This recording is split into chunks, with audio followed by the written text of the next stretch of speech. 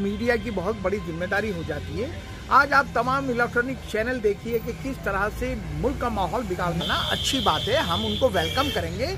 वो चाहे इंक्रोचमेंट आसिफ का हो, चाहे ब्रह्म सिंह। मीडिया ने सेंसेशन बना रखा है। मीडिया को ऐसा लगता है कि अभी एक चैनल की एक लेडी मीडिया आई थी तो वो मुझे भड़काने की कोशिश कर रही है। वो मुझसे कह रही है आप लोग तो बंदूकें निकाल लेंगे, आप तो नारे तकबीर अल्लाह अकबर का नारा लगाते हुए बाहर को निकल जाएंगे, क्या ये सही है? मैंने बहुत उस लेडी से मेरी हॉट टॉक हो गई, बहुत ज्यादा। मैंने कहा ये तुम्हारी सोच, गंदी सोच बोल रही है, ये तुम मीडिया पर्सन की हैसियत से नहीं बोल रही, ये तुम्हारी जो जहनों में गंदगी भरी हुई है ना, वो बोल रही हो। जो मीडिया आप ये क्या कह रही हो? एक चैनल मुझे फोन करके कहता है आज से 4 दिन पहले, क्या आसिफ भाई एक खूबसूरत का दाढ़ी वाला कोई मौलाना हमें दे दीजिए डिबेट के लिए। मैंने उसको भी बहुत लताड़ा। मैंने कहा आप अगर ये सोच से डिबेट करवाएंगे चैनलों पे, आप ये सोच से इंटरव्यू लेंगे, आप इस तरह की बेहुदा बातें करेंगी तो आप लोग जिम्मेदार होंगे ये मुल्क में जो हालात पैदा हो रहे हैं। मीडिया की बहुत बड़ी जिम्मेदारी हो जाती है। आज आप तमाम इलेक्ट्रॉनिक चैनल देखिए कि किस तरह से मुल्क का माहौल बिगाड़ने की कोशिश कर रहे हैं। लोगों का निकलना बढ़ना, अगर वहाँ ट्रैफिक जाम होता है तो इंक्रोचमेंट हटाना अच्छी बात है, हम उनको वेलकम करेंगे। वो चाहे इंक्रोचमेंट आसिफ का हो, चाहे ब्रह्म सिंह का हो, चाहे किसी और कम्युनिटी के आदमी का हो, इंक्रोचमेंट है, आप उसकी तरफदारी नहीं कर सकते। अगर गवर्नमेंट को लगता है कि आसिफ ने इंक्रोचमेंट कर रखा है, आप उसको तोड़ दीजिए, हम बिल्कुल एतराज नहीं करेंगे, हम दावे के साथ करें। लेकिन मुद्दा शाहीन बाग, मुद्दा मुसलमान, मुद्दा रोहिंग्या, मुद्दा बांग्लादेशी नहीं होने चाहिए, मुद्दा इंक्रोचमेंट होना चाहिए।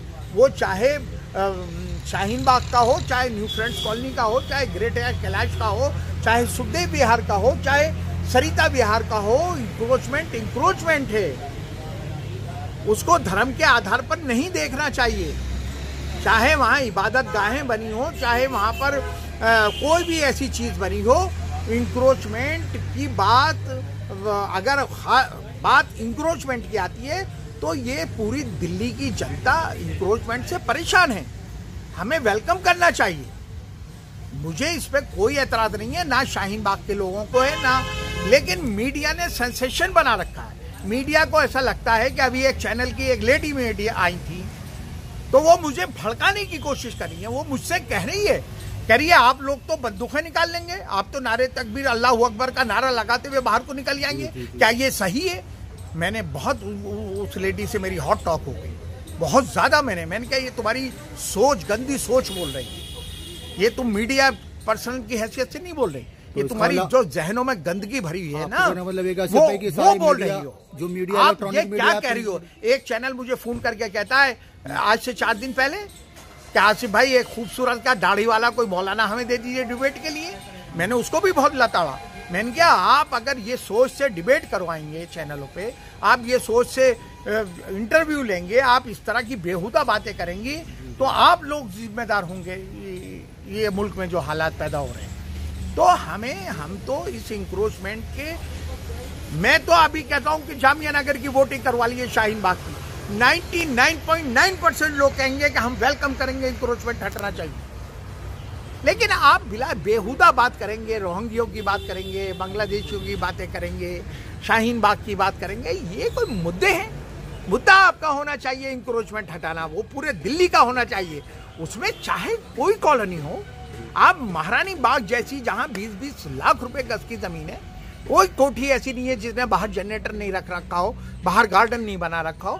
सुखदेव विहार में चले जाइए, एमसीडी के पार्कों में ताले लगे हुए हैं बाहर, और सब कोठी वालों ने अंदर से दरवाजे खोल के किचन गार्डन बना रखे हैं। बड़े बड़े पार्कों के जो आम लोगों के लिए इंक्रोचमेंट है, चाहे वो हिंदू का हो, चाहे मुसलमान का हो, चाहे शाहीन बाग का हो, चाहे ग्रेटर कैलाश का हो, न्यू फ्रेंड्स कॉलोनी का हो, उसको हटाने के लिए मैं समझता हूं कि पब्लिक भी चाहती है, लेकिन मीडिया इसको सेंसेशन बना के और इस तरह से पेश करती है और इस तरह से यहाँ आ रही है कि लगता है कि महायुद्ध होगा, शाहीन बाग जो है पाकिस्तान में है और इंडिया अटैक करेगा, हम इसको शूट करेंगे।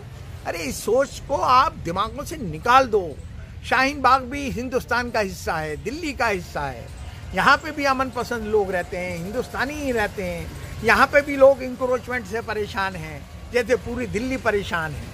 और इंक्रोचमेंट, मैंने कहा कि शाहीन बाग मैं ना तो कोई रोहिंग्या, मुझे तो अब मैं भी शाहीन बाग में रहता हूँ, ना तो आज तक मुझे एक भी मकान मिला रोहिंग्या का, ना एक भी मुझे बांग्लादेशी का पता है।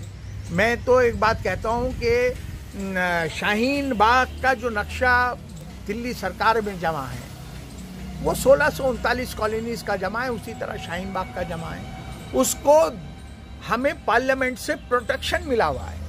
पार्लियामेंट में 2006 में एक एक्ट पास किया था जिसको Delhi protection special provision act कहते हैं। पार्लियामेंट ने ये पास कर दिया कि जब तक इन कॉलोनीज को हम ऑथराइज नहीं करेंगे 1639 को, हम एक ईंट भी नहीं गिराएंगे।